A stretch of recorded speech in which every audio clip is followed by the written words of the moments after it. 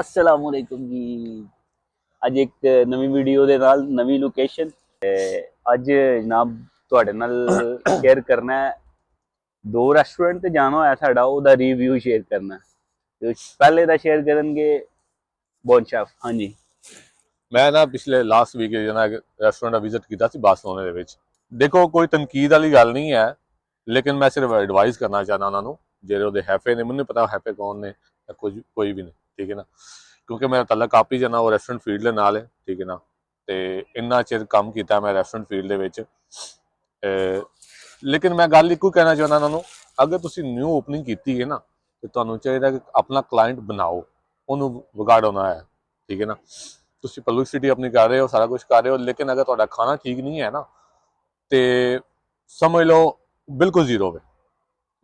Client ਹਮੇਸ਼ਾ ਤੁਸੀਂ ਆਪਣਾ ਜਾਂ ਨਾ ਆਪਣੇ ਖਾਣੇ ਨਾਲ ਬਣਾਉਂਦੇ ਹੋ, ਪਬਲਿਸਿਟੀ ਨਾਲ ਕੁਝ ਵੀ ਨਹੀਂ ਹੁੰਦਾ ਹੈ, ਠੀਕ ਹੈ ਨਾ। ਤੁਸੀਂ ਆਪਣੇ ਇਸ਼ਤਿਹਾਰਾਤ ਜੋ ਜਿੰਨੇ ਮਰਜ਼ੀ ਲਾਓ, ਲੇਕਿਨ ਅਗਰ ਇੱਕ ਬੰਦਾ ਤੁਹਾਡੇ ਕੋਲ ਆ ਰਿਹਾ ਤੇ ਉਹਨੂੰ ਖਾਣਾ ਅੱਛਾ ਨਹੀਂ ਮਿਲਿਆ ਹੈ ਤੇ ਅਗਲੀ ਵਾਰੀ ਉਹ ਕਦੀ ਵੀ ਨਹੀਂ ਆਏਗਾ ਤੁਹਾਡੇ ਕੋਲ, ਠੀਕ ਹੈ। ਸੈਂਟਰ ਵਿੱਚ ਤਕਰੀਬਨ 3 ਤੋਂ 4 ਰੈਸਟੋਰੈਂਟ ਨੇ ਐਸੇ ਨੇ ਜਿਨ੍ਹਾਂ ਤੇ ਮੈਂ ਬਿਲਕੁਲ ਕ੍ਰਾਸ ਲਾ ਰਿਹਾ, ਸਿਰਫ ਇਸ ਵਜ੍ਹਾ ਤੋਂ ਕਿ ਜਿੰਨੀ ਵਾਰੀ ਮੈਂ ਉੱਥੇ ਗਿਆ ਵਾਂ, ਮਤਲਬ ਕਿ ਪਹਿਲੀ ਵਾਰੀ ਮੈਂ ਉੱਥੇ ਗਿਆ ਵਾਂ, ਖਾਣਾ ਖਾਧਾ ਬਿਲਕੁਲ ਮਜ਼ਾ ਨਹੀਂ ਆਇਆ। ਦੂਸਰੀ ਗੱਲ ਇਹ ਟੇਸਟ ਤੇ ਫਰੈਸ਼ਨੈਸ ਦੀ ਜਨਾ ਉਹ ਦੂਰ ਦੂਰ ਤੱਕ ਕੋਈ ਗੱਲਬਾਤ ਹੀ ਨਹੀਂ ਹੈ ਉਹਨਾਂ 'ਚ, ਠੀਕ ਹੈ। ਲਾਸਟ ਟਾਈਮ ਜਿਹੜਾ ਮੈਂ ਜਿਹਦੀ ਮੈਂ ਗੱਲ ਕਰ ਰਿਹਾ ਰੈਸਟੋਰੈਂਟ ਦੀ, ਠੀਕ ਹੈ, ਮੈਂ ਚਨੇ ਕੋਫਤੇ ਖਾ ਬੈਠਾ ਨੂੰ ਉੱਥੋਂ। ਚਨੇ ਕੋਫਤੇ ਖਾ ਕੇ ਤੇ ਆ ਕੇ ਅਸੀਂ 3 ਦੋਸਤ ਤ੍ਰੈਵੇ ਬਿਮਾਰ ਹੋ ਗਏ। ਦੱਸੋ ਨਾ ਕਿ ਕੋਫਤੇ ਕਿਹੜੇ ਕਿਹਦੇ ਬਣੇ ਹੋਏ ਸਨ? ਲੋਹੇ ਦੇ ਕੋਫਤੇ ਸਨ। ਕੋਫਤੇ ਟੋਟੀ ਨਹੀਂ ਸਨ ਰਹੇ, ਮਤਲਬ ਕਿ ਐਡੇ ਅੱਛੇ ਜਨਾ ਕਿਸੇ ਕਾਰੀਗਰ ਨੇ ਬਣਾਏ ਸਨ, ਠੀਕ ਹੈ ਨਾ। मतलब टूटन ना है, कोई खाना चाहिए वापस आ जाए। ठीक है ना, टुटन ही ना है बिल्कुल।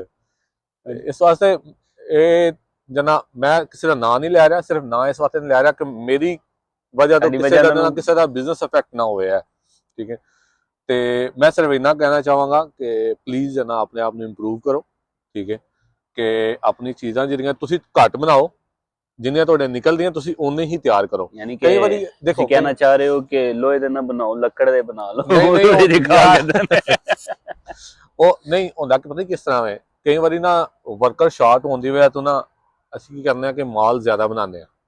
ਰੈਸਟੋਰੈਂਟ ਫੀਲਡ ਵਿੱਚ ਹੁੰਦਾ ਇਸ ਤਰ੍ਹਾਂ, ਠੀਕ ਹੈ, ਕਿ ਮਾਲ ਜ਼ਿਆਦਾ ਤਿਆਰ ਕਰਦੇ ਨੇ ਤਾਂ ਕਿ ਜੂੰ ਹੀ ਆਵੇ ਉਸੇ ਟਾਈਮ ਫਰਾਈ ਬਣ ਗਰਮ ਕੀਤਾ ਤੇ ਐ ਲਓ ਜੀ, ਜਾਂ ਮਕਰੋਨਾ ਮਾਰਿਆ ਤੇ ਐ ਲਓ ਜੀ, ਠੀਕ ਹੈ ਨਾ। ਲੇਕਿਨ ਦੇਖੋ ਕਲਾਇੰਟ ਤੁਹਾਨੂੰ ਪੈਸੇ ਦੇ ਰਿਹਾ, ਠੀਕ ਹੈ, ਤੁਹਾਡੇ ਕੋਲ ਫ੍ਰੀ ਨਹੀਂ ਖਾ ਰਿਹਾ, ਤੇ ਅਗਰ ਤੁਸੀਂ ਉਹਨੂੰ ਅੱਛਾ ਖਾਣਾ ਦਿਓਗੇ ਤੇ ਤਾਂ ਹੀ ਅਗਲੀ ਵਾਰੀ ਆਏਗਾ ਤੇ ਤਾਂ ਹੀ ਤੁਹਾਡਾ ਬਿਜ਼ਨਸ ਚੱਲੇਗਾ, ਠੀਕ ਹੈ। ਅਗਰ ਤੁਸੀਂ ਖਾਣਾ ਅੱਛਾ ਨਹੀਂ ਦਿਓਗੇ ਕਿ ਅਗਲੀ ਵਾਰੀ ਤਾਂ ਨਹੀਂ ਆਏਗਾ ਬਿਲਕੁਲ ਵੀ। ਹੈ ਨਾਲੇ ਤੁਸੀਂ ਟਾਰਗੇਟ ਕਰ ਰਹੇ ਹੋ ਦੇਸੀ ਲੋਕਾਂ ਨੂੰ ਨਾ, ਤੇ ਜੇ ਅਗਰ ਤੁਸੀਂ ਉਹਨਾਂ ਨਾਲ ਵੀ ਟੂਰਿਸਟ ਵਾਲਾ ਸਲੂਕ ਕਰੋਗੇ ਤਾਂ ਫਿਰ ਇੱਕ ਵਾਰੀ ਉਹ ਖਾਣ ਆਣਗੇ, ਦੂਜੀ ਵਾਰੀ ਫਿਰ ਉਹ ਕਰਾਸ ਹੀ ਮਾਰ ਦੇਣਗੇ, ਲੋ ਜੀ ਇਹ ਕਰਾਸ ਹੈ ਜੀ। ਬਿਲਕੁਲ। ਮੈਂ ਇੱਕ ਜਨਾ ਇੱਥੇ ਇੱਕ ਰੈਸਟੋਰੈਂਟ ਦੇ ਸੈਂਟਰ ਦੇ ਵਿੱਚ ਹੀ, ਉਸ ਬੰਦੇ ਦਾ ਰਵੱਈਆ ਜਿਹੜਾ ਨਾ ਉਹ ਕੁਝ ਅੱਛਾ ਨਹੀਂ ਸੀ ਹੈ, ਜਨਾ ਉਹ ਬੋਲਣ ਦਾ ਜਿਹੜਾ ਅੰਦਾਜ਼ ਸੀ ਨਾ ਉਹਦਾ ਹੈਫੇ ਦਾ, ਉਹ ਅੱਛਾ ਨਹੀਂ ਸੀ ਹੈ, ਲੇਕਿਨ ਉਹਦਾ ਖਾਣਾ ਅੱਛਾ ਸੀ। ਉਸ ਵਜ੍ਹਾ ਤੋਂ ਲੋਕ ਉਹ ਕਹਿੰਦੇ ਸਨ ਯਾਰ ਇਹਦਾ ਜਿਹੜਾ ਬਿਹੇਵੀਅਰ ਨਾ ਇਹ ਵੀ ਇਗਨੋਰ ਕਰੋ, ਕੋਈ ਮਸਲਾ ਨਹੀਂ ਹੈ, ਖਾਣਾ ਠੀਕ ਹੈ ਨਾ ਤੇ ਕੋਈ ਮਸਲਾ ਨਹੀਂ ਹੈ। ਹੁਣ ਠੀਕ ਨਹੀਂ ਹੋ ਗਿਆ ਵੈਸੇ ਉਹਨਾਂ ਦਾ ਬਿਹੇਵੀਅਰ ਵੀ। ਆਹੋ ਉਹਦਾ ਬਿਹੇਵੀਅਰ ਵੀ ਠੀਕ ਹੋਇਆ, ਕੰਮ ਘਟਿਆ ਨਾ ਤਾਂ ਵਾਸਤੇ ਉਹਨਾਂ ਦਾ ਬਿਹੇਵੀਅਰ ਵੀ ਠੀਕ ਹੋ ਗਿਆ।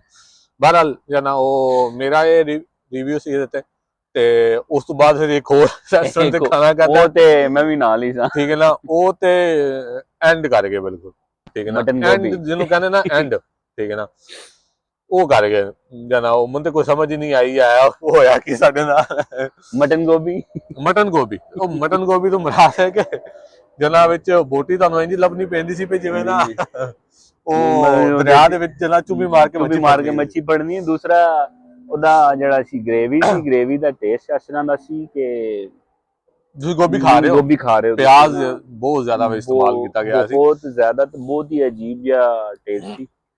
ਬਹਰਹਾਲ ਮੈਂ ਇਹੀ ਕਹਾਂਗਾ, ਐਡਵਾਈਸ ਕਰਾਂਗਾ, ਪਲੀਜ਼ ਹੈ ਨਾ ਉਹ ਆਪਣੇ ਆਪ ਨੂੰ ਇੰਪਰੂਵ ਕਰੋ, ਠੀਕ ਹੈ। ਕਿਉਂਕਿ ਬਿਜ਼ਨਸ ਤਾਂ ਹੀ ਤੁਹਾਡਾ ਚੱਲੇਗਾ ਜੇ ਤੁਸੀਂ ਖਾਣਾ ਅੱਛਾ ਦਿਓ। ਕੋਈ ਵੀ ਰੈਸਟੋਰੈਂਟ ਜਾਣਾ ਖਾਣੇ ਤੋਂ ਬਗੈਰ ਜਾਣਾ, ਉਹ ਅਗਰ ਖਾਣਾ ਅੱਛਾ ਨਹੀਂ ਹੈ ਤਾਂ ਉਹ ਨਹੀਂ ਚੱਲ ਸਕਦਾ ਹੈ।